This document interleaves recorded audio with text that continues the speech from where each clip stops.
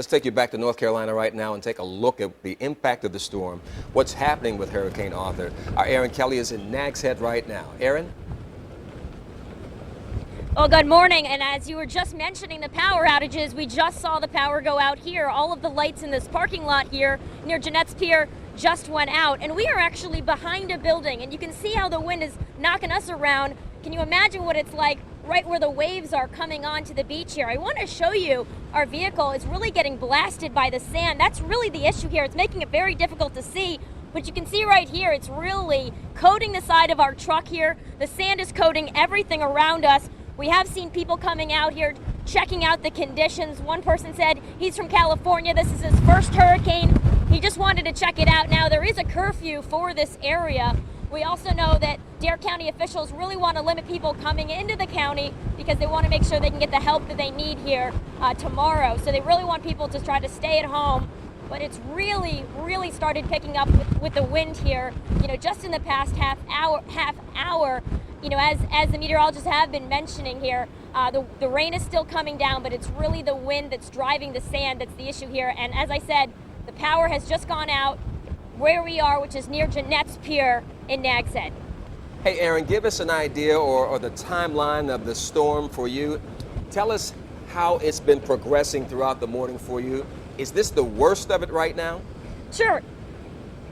It certainly is. You know, I started hearing the wind last night around 11:30, and you could hear the rain hitting the windows. It certainly was windy when we got out of the hotel, but this is really the strongest we've seen it or even heard it since it started, since it moved into this area here. And, you know, you can just see it moving the sand around everywhere, and even cars were shaking outside of our hotel.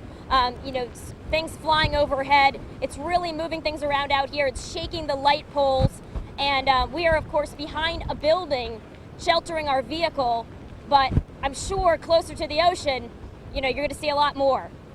Hey, Aaron, we see folks around you right now running past into different areas, obviously having a tough time doing that.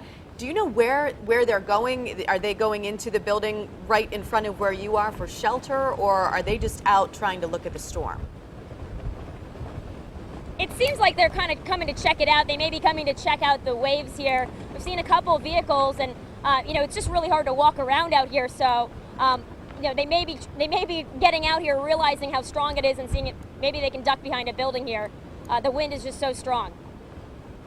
Aaron Kelly in Nags Head right now, experiencing the storm firsthand as Hurricane Arthur is blowing to the eye of the storm to the west of her and moving towards Hampton Roads as we speak.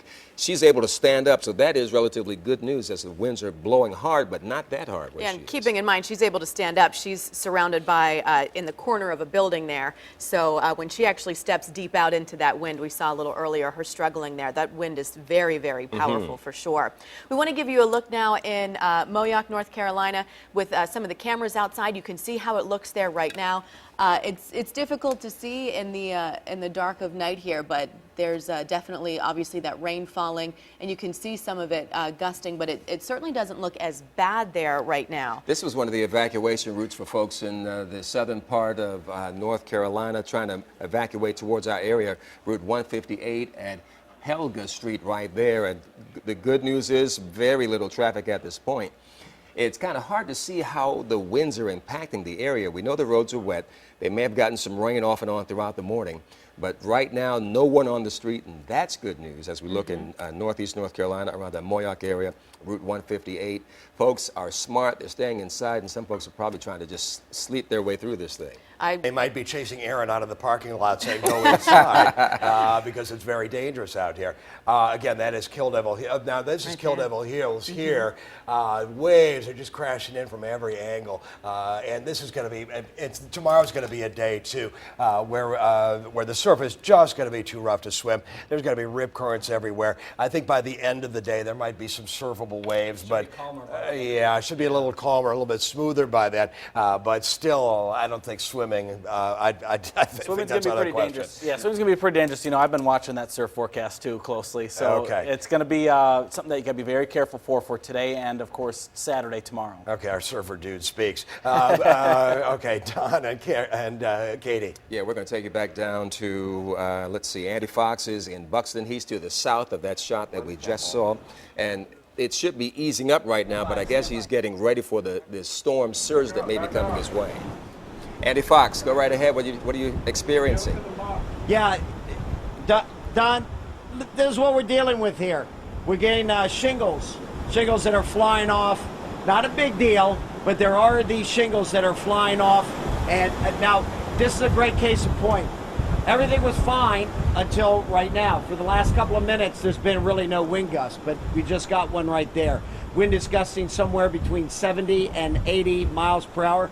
We are at the Falcon Motel. They've been nice enough to put us up here. But let me just show you real quick what we're going to be dealing with later on this morning. Hey, Andy, I don't mean to interrupt you here, but are you able to explain what direction the wind gusts are coming from? Don Slater was asking that question.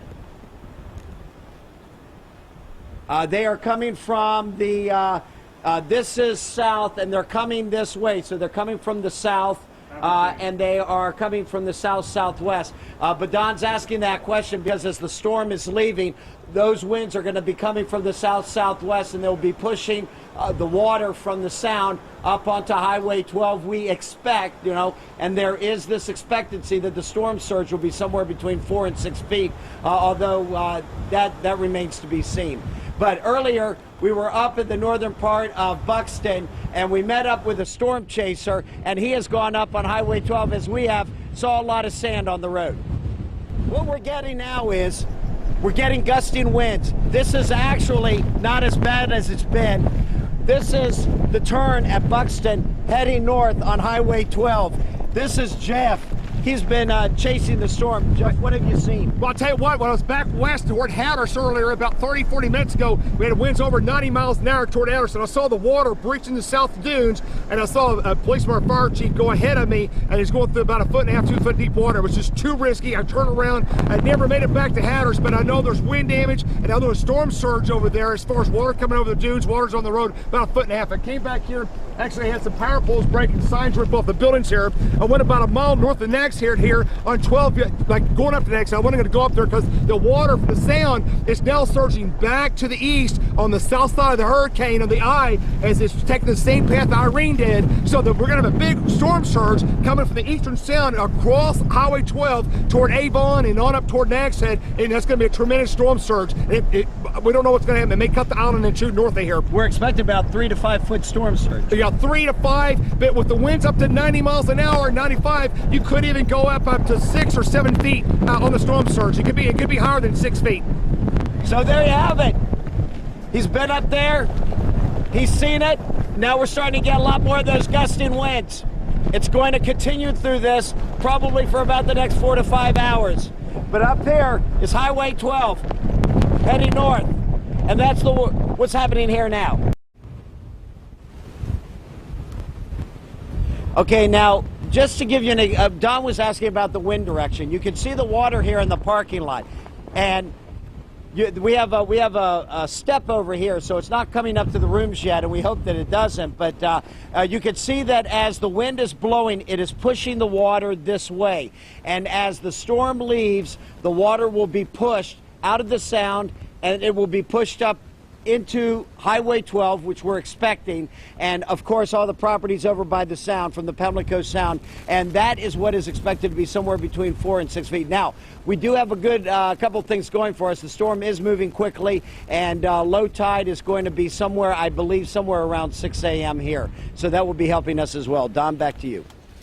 Andy Fox in Buxton, North Carolina right now as the eye of the storm has passed to the west of that part of Carolina, and now they're getting these winds that are pushing water in their direction, and there is concern there for the storm surge and the rising water. And hey, something that was really interesting when that storm chaser was talking about seeing the water breaching the dunes in the South Dunes in Buxton, we had our team of meteorologists over there saying that would mean that there were about 10 to 15 foot waves. So in order for the water to breach those South Dunes, 10 to 15 foot waves are what would be happening at that time in Buxton. So that's pretty amazing. Oh, yeah.